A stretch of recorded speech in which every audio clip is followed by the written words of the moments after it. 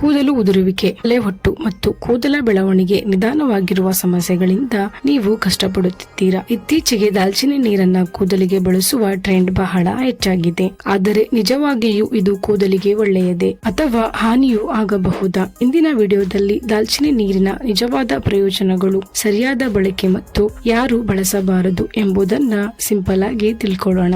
ದಾಲ್ಚಿನ್ನಿಯಲ್ಲಿ ಇರುವ ಪೋಷಕಾಂಶಗಳು. ದಾಲ್ಚಿನ್ನಿಯಲ್ಲಿ ಹಲವಾರು ಆರೋಗ್ಯಕರ ಸಂಯುಕ್ತಗಳಿವೆ. ಅವುಗಳಲ್ಲಿ ಪ್ರಮುಖವಾದವು ಆಂಟಿ ಆಕ್ಸಿಡೆಂಟ್, ಆಂಟಿ ಇನ್ಫ್ಲಾಮೇಟರಿ ಗುಣಗಳು, ಆಂಟಿ ಬ್ಯಾಕ್ಟೀರಿಯಲ್ ಗುಣಗಳು, ಆಂಟಿ ಫಂಗಲ್ ಗುಣಗಳು. ಈ ಗುಣಗಳು ತಲೆ ಚರ್ಮದ ಆರೋಗ್ಯವನ್ನ ಕಾಪಾಡಲು ಸಹಾಯ ಮಾಡುತ್ತದೆ. ತಲೆ ಚರ್ಮದಲ್ಲಿ ರಕ್ತ ಸಂಚಾರ ಹೆಚ್ಚಿಸಲು ಸಹಾಯ ಮಾಡುತ್ತದೆ. ಕೂದಲಿನ ಬೆಳವಣಿಗೆಗೆ ತಲೆ ಚರ್ಮದಲ್ಲಿ ಉತ್ತಮ ರಕ್ತ ಸಂಚಾರ ಅಗತ್ಯ. ದಾಲ್ಚಿನ್ನಿಯು ತಲೆ ಚರ್ಮವನ್ನ ಉತ್ತೇಜಿಸುವ ಗುಣ ಹೊಂದಿರುವುದರಿಂದ ರಕ್ತ ಸಂಚಾರ ಹೆಚ್ಚಾಗಲು ಸಹಾಯ ಮಾಡುತ್ತದೆ. ಇದರಿಂದ ಕೂದಲಿನ ಬೇರುಗಳಿಗೆ ಆಮ್ಲಜನಕ ಮತ್ತು ಪೋಷಕಾಂಶಗಳು ಉತ್ತಮವಾಗಿ ತಲುಪುವ ಸಾಧ್ಯತೆ ಇದೆ. ತಲೆಹೊಟ್ಟು ಕಡಿಮೆ ಮಾಡುತ್ತದೆ. ಕೆಲವೊಮ್ಮೆ ತಲೆಹೊಟ್ಟು ಫಂಗಲ್ ಸೋಂಕು ಅಥವಾ ಅತಿಯಾದ ಎಣ್ಣೆಯ ಕಾರಣದಿಂದ ಉಂಟಾಗುತ್ತದೆ. ದಾಲ್ಚಿನ್ನಿಯಲ್ಲಿರುವ ಆಂಟಿ ಫಂಗಲ್ ಗುಣಗಳು ತಲೆ ಚರ್ಮವನ್ನ ಸ್ವಚ್ಛವಾಗಿಡಲು ಸಹಾಯ ಮಾಡುತ್ತದೆ. ಇದರಿಂದ ಸಣ್ಣ ಪ್ರಮಾಣದ ತಲೆಹೊಟ್ಟು ಕಡಿಮೆಯಾಗುತ್ತದೆ. ತಲೆ ಚರ್ಮದ ತುರಿಕೆ ಕಡಿಮೆ ಮಾಡುತ್ತದೆ. ಕೆಲವರಿಗೆ ಧೂಳು, ಬೆವರು, ಎಣ್ಣೆಯ ಕಾರಣದಿಂದ ತುರಿಕೆ ಕಾಣಿಸಬಹುದು. ದಾಲ್ಚಿನ್ನಿ ನೀರನ್ನ ಸರಿಯಾದ ಪ್ರಮಾಣದಲ್ಲಿ ಬಳಸಿದರೆ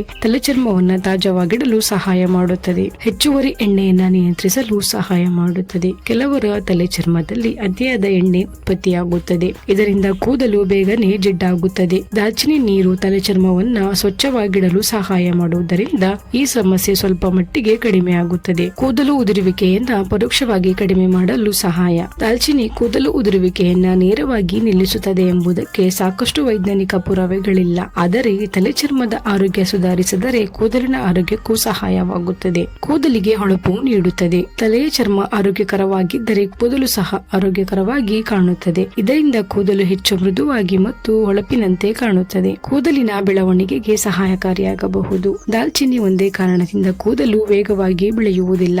ಆದರೆ ಆರೋಗ್ಯಕರ ತಲೆ ಚರ್ಮವು ಉತ್ತಮ ಕೂದಲು ಬೆಳವಣಿಗೆಗೆ ಸಹಾಯ ಮಾಡುತ್ತದೆ.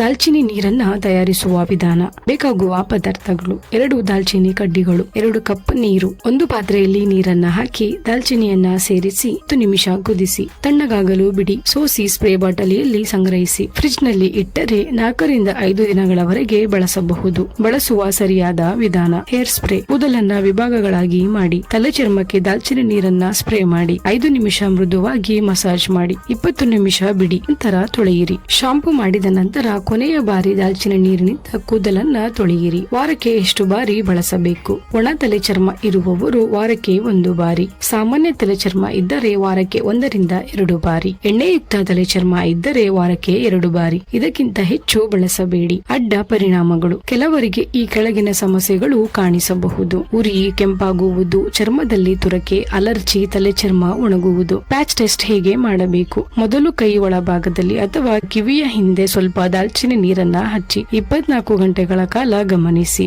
ಯಾವುದೇ ತುರಿಕೆ, ಉರಿ, ಕೆಂಪಾಗುವಿಕೆ ಇಲ್ಲದಿದ್ದರೆ ಮಾತ್ರ ಬಳಸಿ. ಯಾರು ಬಳಸಬಾರದು? ದಾಲ್ಚಿನ್ನಿಗೆ ಅಲರ್ಜಿ ಇರುವವರು ಬಳಸಬೇಡಿ. ಎಕ್ಸಿಮಾ ಅಥವಾ ಸೋರಿಯಾಸಿಸ್ ಇರುವವರು ವೈದ್ಯರ ಸಲಹೆ ಇಲ್ಲದೆ ಬಳಸಬೇಡಿ. ತುಂಬಾ ಸೂಕ್ಷ್ಮ ತಲೆ ಚರ್ಮ ಹೊಂದಿರುವವರು ಮೊದಲು ಪ್ಯಾಚ್ ಟೆಸ್ಟ್ ಮಾಡುವುದು ಕಡ್ಡಾಯ.